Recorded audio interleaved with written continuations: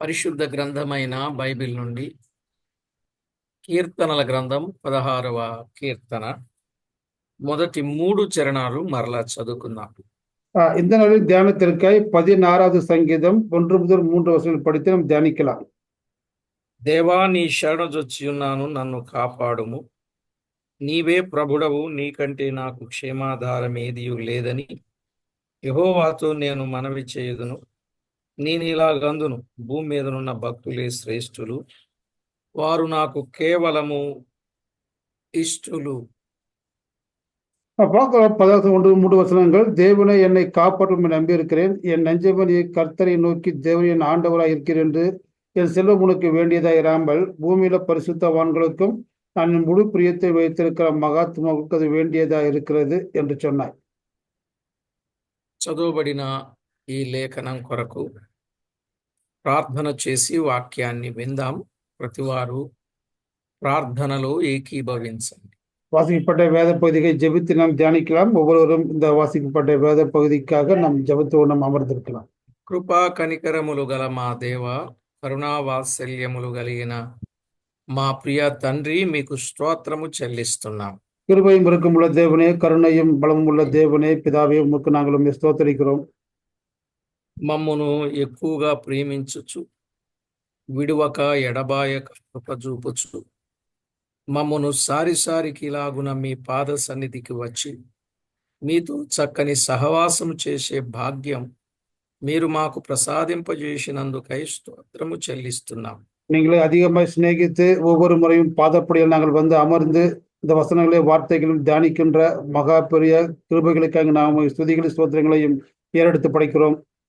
మా ప్రభువా, కొద్ది నిమిషములు మీ వాక్యములో ఉన్న వాస్తవాన్ని ధ్యానము చేసి మా భక్తి జీవితాన్ని బలపరుచుకోగలుగునట్లు సిద్ధపరచమని కోరుచు கொஞ்ச நேரம் அந்த பாதப்படியில் அமர்ந்து என்னுடைய பக்தியுள்ள வாழ்க்கைக்கு அந்த வசனங்களை வார்த்தை தியானிக்க வேண்டும் என்று சொல்லி கேட்டுக்கொண்டு మా ప్రభువైన యేసు క్రీస్తు నామమున వేడుచున్నాము తండ్రి. ஆண்டவருக்கு பூர்ணமான இயேசு கிறிஸ்து நாமத்தினாலே ஜெபித்து வேண்டிக் கொள்கிறோம், நல்ல பிதாவே, ఆమేన్. ஆமென். ప్రభునందు ప్రియులారా, మనము చదువుకున్న దైవ లేఖనములో నుండి తేటగా మనము గమనించాల్సిన సత్యం, భూమి మీదనున్న భక్తులు శ్రేష్ఠులు, వారు నాకు కేవలము ఇష్టులు అని ఆయన చెప్పడంలో ఒక గొప్ప విశేషం మనకు కనబడతా ఉంది. பூமியில பரிசுத்தவான்கள் மேன்மையானவர்கள், அவர்கள் தேவனுக்கு பிரியமானவர்கள் என்று சொல்லக்கூடிய ஒரு அர்த்தத்தை நாம் புரிந்து கொள்ள வேண்டும். భక్తునికి దేవుడిచ్చే భరోసా, హామీ ఏంటో గత వర్తమానంలో మనం విన్నాం. பக்தர்களுக்கு தேவன் கொடுத்த நம்பிக்கையை குறித்து நாம் கடந்த வாரத்தில் நாம் தியானித்தோம். చాలా విషయాలు మనము తేటగా వింటూనే వచ్చాం. அநேக காரியங்களை குறித்து நாம் தியானித்து வந்து கொண்டே இருக்கிறோம். ఈరోజు మరికొన్ని సంగతులు దైవ లేఖనంలో నుండి మనము విందాం. இந்த நாட்களில் அவர் கொடுக்கிற நம்பிக்கையை குறித்த காரியங்களை குறித்து நாம் படித்து நாம் தியானிக்கலாம். ఈ భక్తి కలిగినటువంటి వ్యక్తి తన జీవితంలో ఎలా ఉండాలో కొన్ని విషయాలు మనము వింటే பக்திவர்கள் எப்படியாக ஜீவிக்க வேண்டும் என்று சொல்லி சில காரியங்களை குறித்து நாம் தியானிக்க போகிறோம். లూకా సువార్త 2వ అధ్యాయం 25వ వచనం. எப்படியாக ஜீவிக்கப்படும் பார்க்கணும். லூக்கா சுவிசேஷம் 2ஆம் அதிகாரம் 25வது வசனம். యెరూషలేమునందు సుమియోనను ఒక మనుషుడుండెను. అతడు నీతిపరుడును భక్తిపరుడునై ఉండి ఇశ్రాయేలు యొక్క ఆదరణ కొరకు కనిపెట్టువాడు. పరిశుద్ధాత్మ అతని మీద ఉండెను. అతడు ప్రభు యొక్క క్రీస్తును చూడక మునుపు మరణము పొందడని అతనికి పరిశుద్ధాత్మ చేత బయలుపరచబడి ఉండెను. ఆత్మవశుడై అతడు దేవాలయములోనికి వచ్చెను. భక్తుడు சிமியோன் என்னும் பெயர் கொண்ட ஒரு மனிதன் எருசலேமில் இருந்தான். அவன் நீதியும் தேவ பக்தியும் உள்ளவனாயும் இஸ்ரவேலின் ஆறுதல் வர காத்திருக்கிறவனாய் இருந்தான்.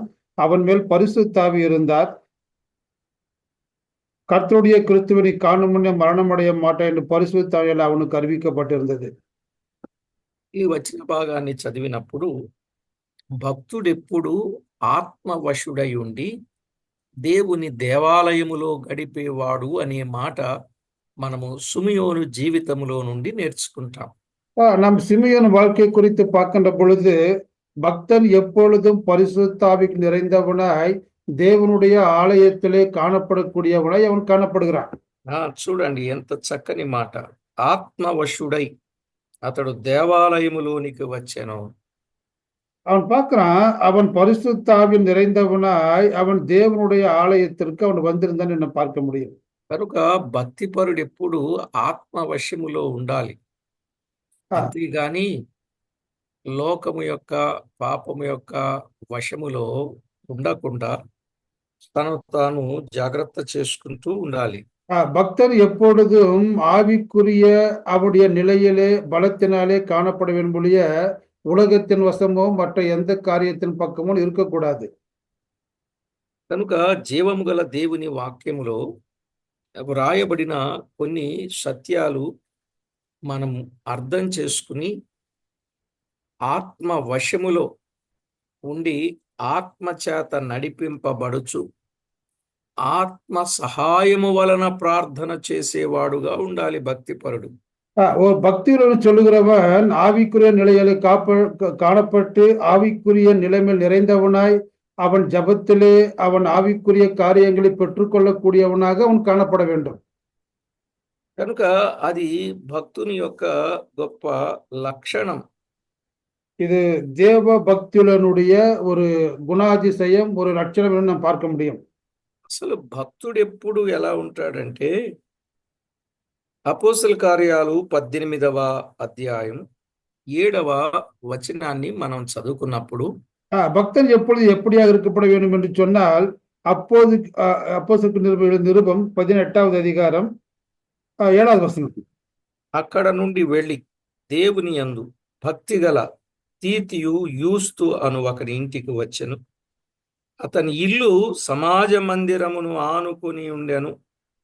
భక్తుని ఇల్లు ఎప్పుడు సమాజ మందిరమును ఆనుకొని, అంటే మందిరపు పనిలో అతడు ఎప్పుడు ఉండడానికి ఎక్కువ సముఖత చూపడానికి మందిరానికి దూరంగా ఉండకుండా ఆనుకొని ఉంటాడు అని చెప్తున్నాడు. இங்க பார்க்கிறோம், தேவனை வணங்குகிறவனாகி யுஸ்து என்னும் பேரோட வீடு வந்தான். அவன் ஜப்பாலயத்திற்கு அடுத்து இருந்து எப்படின்னா இந்த தேவ பக்தி உள்ளவன் தேவனுடைய ஆலயத்துக்கு பணிவிடை செய்யக்கூடிய அளவுக்கு தடையாக தூரமா இல்லாமல் தேவனுடைய அந்த ஜபாலயத்திற்கு அருகே அவன் தன் வீட்டை அமைத்துக் கொள்கிறான். కనుక భక్తిగల తీతు యూస్తు అను ఒకని ఇంటికి వచ్చినప్పుడు అతని ఇల్లు మందిరమును ఆనుకొని ఉన్నది. அங்கு இஸ்து என்னும் பேரில் தேவ மனிதனுடைய வீடை பார்க்கின்ற பொழுது அவன் ஜெப ஆலயத்திற்கு அடுத்ததா இருந்தேன்னு நாம் பார்க்க முடியும். కనుక ఎప్పుడు కూడా భక్తుడు ఇటు దేవుని మందిరానికి సమీపంగా దేవుని సన్నిధిలో గడిపేవాడుగా ఉంటాడని ఈ వచనాల మూలంగా మనం అర్థం చేసుకుంటున్నాం. பக்தன் எப்பொழுதும் அவன் தேவனுடைய ஆலயத்துக்கு சமீபமாய் தேவனுடைய சந்நிதி சமீபமாய் எப்பொழுதும் தேவனுடைய சந்நிதியிலே காணப்படக்கூடியவனாய் பக்தன் காணப்பட வேண்டும் என்று நாம் பார்க்கிறோம். మొదట ఎప్పుడైతే ఆ వ్యక్తి ఆత్మవశములో ఉంటాడో అప్పుడే ఇవన్నీ కూడా అతడు జాగ్రత్త కలిగి దేవుని స్వాధీనములో ఉంటాడు. எப்பொழுது மனிதன் ஆவியினால் ஆட்கொள்ளப்படுகிறானோ அப்பொழுது தேவனுடைய சுபாவம் தேவனுக்குரிய தன்மை செயல்படக்கூடிய அளவுக்கு அவனுக்குள்ளாக இருக்கக்கூடிய ஆவியானவர் செயல்படுத்துகிறார். కనుక ప్రతి ఒక్కరూ సంగతిని సరిగా వివేచన కలిగి భక్తి కలిగి జీవించడం అనేది ఎంతైనా మంచిది. ஒவ்வொரு மனிதனும் கூட எவ்வளவாய் பக்தி உள்ளவனாக காணப்பட வேண்டியது அவசியம். ఈ భక్తి గలవాడు తానేం చేస్తాడో పాత నిబంధన గ్రంథంలో ఒక మాట మనము చూడవచ్చు. இந்த பக்தியோடு என்ன செய்வார்கள் பார்க்கின்ற பொழுது பழைய ஏற்பாட்டு நிருபங்களை நாம் பார்க்கின்ற பொழுது ఆ వ్యక్తి ఎవరు అనంటే ఆ భక్తి నోవాహు. ఆ భక్తి పరుని పేరు నోవాహు. பழைய ஏற்பாட்டுக்கள பக்தன் யார் என்று சொன்னால் நோவாவினை பார்க்கிறோம். அவன் பக்தியுள்ளவனாக இருந்தான் என்பதை குறித்து பார்க்க முடியும். ఆ భక్తిపరుడైన నోవాహు తాను ఏం చేశాడో ఆ చేసిన పని అక్కడ ఉంది, క్రొత్త నిబంధనలో కూడా వ్రాయబడి ఉంది. அவன் செய்த அந்த தேவனுடைய ஆவிக்குள்ளான அந்த காரியம் பழைய ஏற்பாடு எழுதப்பட்டிருக்கிறது. புதிய ஏற்பாட்டு அந்த காரியத்தை குறித்து எழுதப்பட்டிருக்கிறது. హెబ్రీ పత్రిక 11వ అధ్యాయం 7వ వచనం. எபிரேயர் நிருபம் 11వ అధ్యాయం 7వ వచనం. విశ్వాసమును బట్టి నోవాహు అది వరకు చూడని సంగతులను గూర్చి దేవుని చేత హెచ్చరింపబడి భయభక్తులు గలవాడై తన ఇంటి వారి రక్షణ కొరకు ఒక వాడను సిద్ధము చేసెను. அங்க பார்க்கிறோம், விசுவாசத்தினாலே எபிரேயர் 11:7 விசுவாசத்தினாலே நோவா தற்காலத்தில் காணாதவர்களுக்கு எச்சரிப்பு பெற்று பயபக்தி உள்ளவனாகி தன் குடும்பத்தை ரட்சிப்பதற்காக பேடையை உண்டு பண்ணினான். నిజం. భక్తి గలవాడిప్పుడు కూడా తన ఇంటి వారి కొరకు ఒక వాడను సిద్ధము చేస్తాడు. ఈ వాడ అనేది రక్షణకు సంబంధించిన వాడ. அதாவது பக்தியுள்ளன் எப்பொழுதும் தன் குடும்பத்திற்காக ஆலோசிக்கூடியவனா இருக்கிறான். தன் குடும்பத்திற்காக ரட்சிப்பின் பேடையை உண்டு பண்ணக்கூடியவனா இருக்கிறான். அந்த பேடை என்பது రక్షిப்பை குறிக்கிறது பார்க்கிறோம்.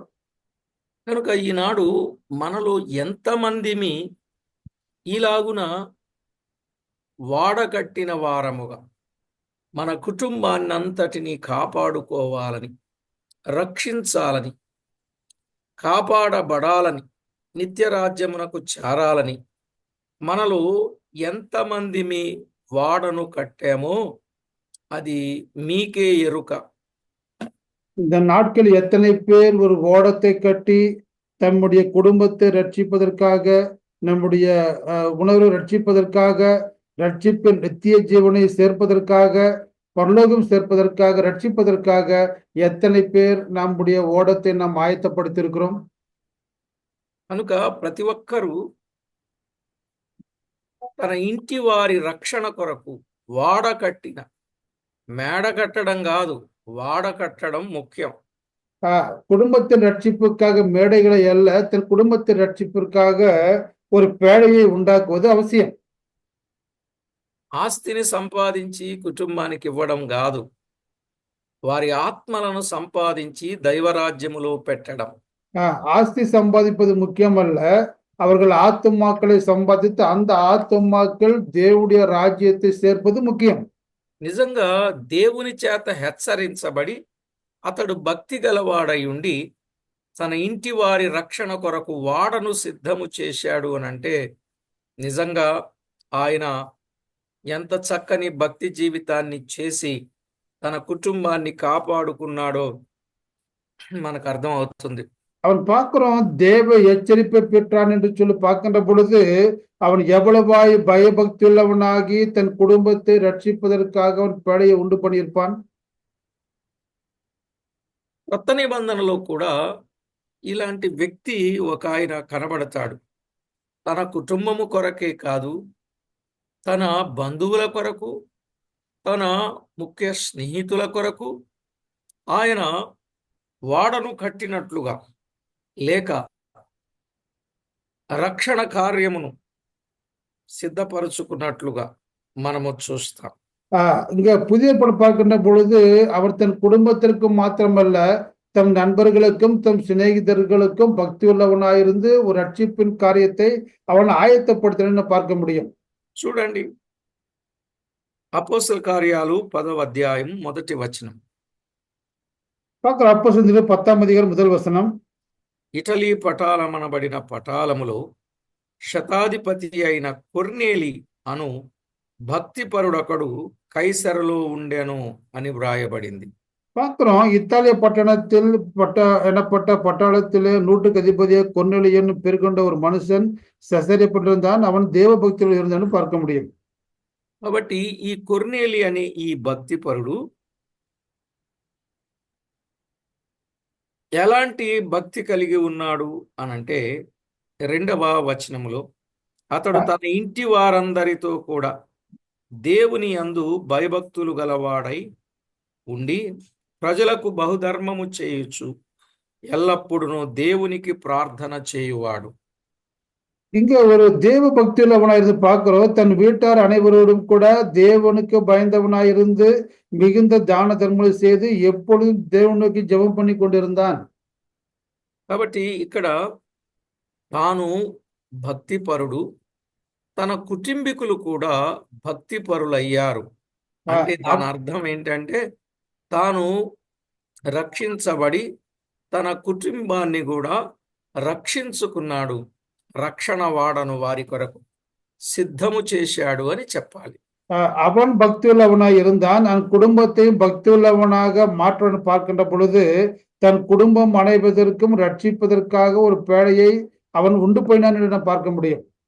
అంతేకాదు 10వ అధ్యాయం 7వ వచనములో అతనితో మాటలాడిన దూత వెళ్ళిన పిమ్మట అతడు తన ఇంటి పనివారులు ఇద్దరిని తన యొద్ద ఎల్లప్పుడూ కనిపెట్టుకొని ఉండు వారిలో భక్తిపరుడగు ఒక సైనికుని పిలిచి తన దగ్గర పనిచేసేవారు భక్తిపరులు అనే మాట చూస్తున్నాం. இங்க பார்க்கிற 10:7 கூட கொர்நேலியு வீட்டிலே அவன் போன பின்பு தன் 2 பேரை தன் சேவிக்கிற போர்ச்சேவர்களை பார்க்கின்ற பொழுது அங்க தேவ பக்தி உள்ள ஒரு மனிதனை அங்கு பார்க்க முடியும்.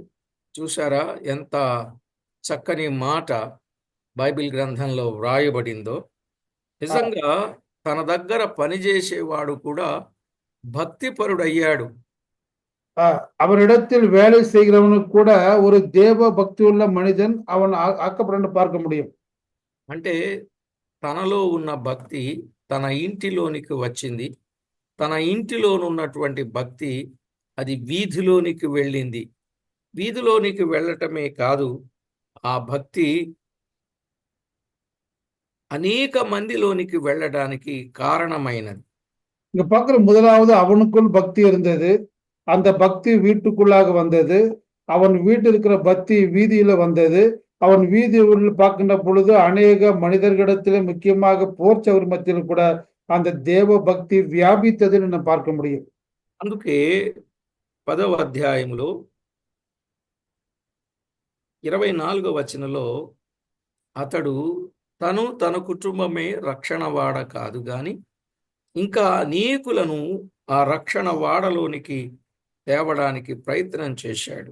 அவன் மாத்திரமல்ல, இன்னும் அநேகரை கூட அந்த ரட்சிப்பினுடைய பாதையிலே ஓடத்திலே அவன் அநேகரை அழைப்பித்தனை கூட பார்க்க முடியும். 24వ వచనం మర్నాడు వారు కైసరులో ప్రవేశించిరి. అప్పుడు కొర్నేలి తన బంధువులను ముఖ్య స్నేహితులను పిలిపించి వారి కొరకు కనిపెట్టుకొని ఉండెను. இங்க பார்க்கிற மறுநாளிலே சிறைப்பணத்தில் பிரவேசித்தார்கள். கொர்நேலியு தன் உறவின் முறை யாவரையும் தன்னுடைய விசேஷித்த சிநேகிதரும் கூட வரவழைத்து அவர்களுக்காக காத்திருந்தார் என்று பார்க்க முடியும். ప్రియులారా, జీవము గల దేవుని వాక్యములో మనము ఆలోచన చేస్తూ ఉన్నప్పుడు నిజంగా తన బంధువులు, ముఖ్య స్నేహితులు వారందరినీ పిలిపించాడు. பார்க்கிற உறவின் முறைகளை அழைத்தான். விசேஷித்தமான சிநேகிதரும் கூட வரவழைத்து அவனுக்காக காத்திருந்தார் என்று பார்க்கலாம். కనుక ఎప్పుడైనా మనము కూడా మన ఇంటి దగ్గర ఏదో ఒక రూపములో కూడిక ఏర్పాటు చేసి మన ముఖ్య స్నేహితులను, బంధువులను పిలిపించి వారికి వాక్యము వినిపించే ప్రయత్నం మనం తప్పనిసరిగా చేయాలి. நம் வீட்டில் கூட ஒரு ஜெபக்கூடது கூடி வருகின்ற பொழுது நம்முடைய உறவின் முறைகளையும் அந்த சிநேகிதரும் கூட வரவழைத்து அந்த வசனத்தை கேட்கக்கூடிய ஒரு சூழ்நிலையை நாம் உருவாக்க வேண்டும் என்று நாம் பார்க்க முடியும். కనుక ప్రతి ఒక్కరం ఒక్కొక్కరు ఒక్కొక్క పౌరుషము కలిగినటువంటి వారుగా, భక్తి కలిగిన వారముగా మనతో పాటు కొందరిని దైవ సన్నిధికి నడిపించవలసిన వారమై ఉన్నాం. நாம் கூட நம்முடைய உற்றார் உறவினர்கள் இன்னும் அண்டை அயலத்தில் கூட தேவன் பக்கம் நடப்பிக்கக்கூடியவர்களாய் நாம் காணப்பட வேண்டும். అదే హెబ్రీ పత్రిక 12వ అధ్యాయం 28వ వచనంలో చెప్పాడు. அது கூட பார்க்கிறோம். எபிரேயர் 12:27 அந்த காரியம் சொல்லப்பட்டிருக்கிறது. అందువలన మనము నిశ్చలమైన రాజ్యమును పొంది దైవ కృప కలిగి ఉందము. ఆ కృప కలిగి వినయ భయభక్తులతో దేవునికి ప్రీతికరమైన సేవ చేయుదము. அங்கே பார்க்கிறோம், அசைவில்லாத ராஜ்யத்தை பெறுகிறவர்கள்னா பயத்தோடு பக்தியோடு கூட தேவனுக்கு பிரியமான ஆராதனை செய்யப்படும்படியாக கிருபையை நாம் பற்றி பிடித்துக் கொள்ள வேண்டும். కనుక ప్రతి ఒక్కరూ ప్రియులారా ఇక్కడ చెప్పబడినట్టు నిశ్చలమైన రాజ్యమును పొందాలి, దైవ కృప కలిగి ఉండాలి, దేవుని యందలి భయభక్తులు కలిగి ఉండాలి, దేవునికి ప్రీతికరమైన సేవ చేసి మన బంధువులను, ముఖ్య స్నేహితులను, అనేకులను పిలిపించి వారికి వాక్యాన్ని అందింపజేసి వారిని కూడా రక్షణలోనికి నడిపించాల్సిన బాధ్యత ముందున్న మన మీదనే ఉన్నది. நம் மீது என்ன காரியம் இருக்குன்னு சொன்னால், அசைவில்லாத ராஜ்யத்தை பெறுகிற நாம் கூட தேவனுடைய கிருபைகளுக்கு அறிவித்து பயத்தோடு பக்தியோடு அவர்கள் நடத்தி அந்த அசைவில்லாத ராஜ்யத்திலே நாம் அவர்களை நடத்தி செல்லக்கூடியவர்களாய் நாம் காணப்பட வேண்டும். చాలాసార్లు భక్తి చేద్దాం, భక్తిని గురించిన సాక్ష్యాన్ని, భక్తిని గురించిన పనులు చేద్దామంటే వాళ్ళు చేస్తారు, వీళ్ళు చేస్తారు, ఇంకొకళ్ళు చేస్తారని సాకులు చెప్పి తప్పించుకునే వాళ్ళు ఉంటారు. కానీ ముందుండి దేవునికి మహిమ, ఘనత, ప్రభావములను మన ద్వారా వెళ్ళాలి అని అంటే మన భక్తి జీవితాన్ని కాపాడుకుంటూ దేవునికి ప్రీతికరమైన సేవ చేయాలి. நாம் கூட அநேகரை பயத்துக்குரிய பக்தர்கள் அவர்கள் நடத்துவது என்பதை விட நாம் முன்பதாக நின்று தேவன பயத்திற்குரிய பக்திக்குரிய காரியத்தை செய்து தேவனுடைய மகிமைப்படும் காரியத்தை நாம் அன்பின் மூலமாக, கிருபையின் மூலமாக நாம் அதை செய்ய வேண்டும். మనం ఎప్పుడైతే అలాంటి పని మనము చేస్తామో మన దేవుడు మనలను ఏమాత్రము విడువక ఆయన నడిపిస్తాడు అనడానికి ఏ సందేహమును లేదు. இப்படியாக நம் காரியத்தை செய்கின்ற பொழுது தேவன் எப்பொழுதும் நம்மை விட்டுவிடாமல், தேவன் எப்பொழுதும் நம்மோட கூட இருந்து நம்மை வழிநடத்தி செல்கிறார். కనుక ఒకటి, మనము ఆత్మ వశములో ఉండాలి. రెండు, முதலாவது நம் ஆவிக்குரிய நிலையிலே காணப்பட வேண்டும். దేవుని సన్నిధిని ఆనుకొని ఉండాలి. இரண்டாவது நம் தேவனுடைய சந்நிதியை நாம் சார்ந்து வாழ வேண்டும். మూడవది, మనం విన్నట్లు சபையின் பக்கத்துல మనము వినినట్లు మన ఇంటి వారి కొరకు రక్షణను, అదే వాడను సిద్ధము చేసేవారిగా ఉండాలి. நாம் நம் குடும்பத்தாருக்கு கூட தேவனுடைய சபையில் அருகில் இருந்து தேவனுடைய ஊழியத்திற்காக ஓடத்தை நாம் ஆயத்தப்படுத்த வேண்டும். குடும்பத்திற்காக అలాగునని తనతో పనిచేసేవారు భక్తిపరులుగా ఎలాగైతే ఉన్నారో మన ముఖ్య స్నేహితులు, బంధువులు వారు కూడా భక్తిపరులుగా ఉండాలి. நம்முடன் வேலை செய்யக்கூடியவர்கள் கூட தேவ பக்தி உள்ளவர்களாய் காணப்பட வேண்டியது அவசியம். అంతేకాకుండా నిశ్చలమైన రాజ్యము పొంది దైవ కృప కలిగి భక్తితో దేవునికి ప్రీతికరమైన సేవ చేయాలి. நாம் கூட பயத்தோடு பக்தியோடு அசைவில்லாத ராஜ்யத்தை பெறுகிற நாம் அன்போடு கூட தேவனுடைய ஊழியத்தை நாம் செய்ய வேண்டும் என்று பார்க்கிறோம். భక్తి చేస్తూ ఉండాలి, సరిగదా? భక్తి భక్తియోడు సేవ చేస్తూ మన జీవితం ఎలా ఉండాలో రేపు రాకడ కొరకై చెప్పాడు. நாம் பக்தியோடு வாழ வேண்டும், அநேகரை ஆயத்தப்படுத்தப்பட வேண்டும். அது மாத்திரமல்ல, நம்முடைய வாழ்க்கை எதற்காக ஆயத்தப்படுத்தப்பட வேண்டுமோ அந்த கருத்தையும் சொல்லியிருக்கிறார். పేతురు రాసిన 2వ పత్రిక 3వ అధ్యాయం 11, 12 వచనాలలో ఒక చక్కని మాట వ్రాయబడి ఉంది. நாம் பார்க்கிற பேதுரு 2வது நிருபம் 3வது அதிகாரம் 11, 12 వచనங்கள். ఇవన్నీ ఇట్లు లయమైపోవునవి గనక ఆకాశము రౌలుకొని లయమైపోవునట్టు, పంచభూతం మహావెండ్రపుతో కరిగిపోవునట్టు, దేవుని దినపు రాకడ కొరకు కనిపెట్టుచు దానిని ఆశతో అపేక్షించుచు మీరు పరిశుద్ధమైన ప్రవర్తనతోను భక్తితోను ఎంతో జాగ్రత్త కలిగి ఉండవలెను. ఎంతో జాగ్రత్త కలిగి ఉండవలెను. இங்க பார்க்கிறோம், நம்ம இப்படி இவைகள் எல்லாம் நம்ம மேல பார்க்கிறோம். கர்த்தருடைய நாள் இருக்கிறது. பூமி வனங்கள் மடமட வேண்டு அகன்று போகும், பூமி வந்து உருகி போகும், பூமி அதில் கிரிகள் எரிந்து அழிந்து போகும். இப்படி இவைகளும் அழிந்து போகிறபடினாலே நீங்கள் எப்படிப்பட்ட பரிசுத்த நடக்கையும் தேவ பக்தி உள்ளவர்களாக இருக்க வேண்டும். కనుక పరిశుద్ధమైన ప్రవర్తనతో భక్తితో ఎంతో జాగ్రత్త, భక్తిలో జాగ్రత్త, భక్తితో జాగ్రత్త. நான் பார்க்கலாம் தேவ பக்தியிலே நம் ஜாக்கிரதையாய் காணப்பட வேண்டும். அந்த பக்தியோருக்கு நடக்கையில கூட நம் ஜாக்கிரதையாய் காணப்பட வேண்டும். మరి రేపు ప్రభు రాకడకు మనము ఎత్తబడే వారంగా జీవించగలుగునట్లు ప్రతి ఒక్కరూ ఇలాంటి భక్తి జీవితాన్ని కలిగి ఉండాలి. கர்த்தர் நாள் இப்படியாக வருகின்ற பொழுது நாம் கூட தேவ பக்திகளாய் வாழ்ந்து அந்த பரலோகராஜை எடுத்துக்கொள்ளக்கூடிய அளவுக்கு நம்முடைய தேவ பக்தி காணப்பட வேண்டும். అలాగ ఎప్పుడైతే మనము చేస్తామో ప్రభువు వచ్చేంత వరకు ఈ లోకాన్ని మనం విడిచేంత వరకు దేవుడు చేసే ఒక గొప్ప కార్యం ఉంది. అది చెప్పి నేను ముగిస్తాను.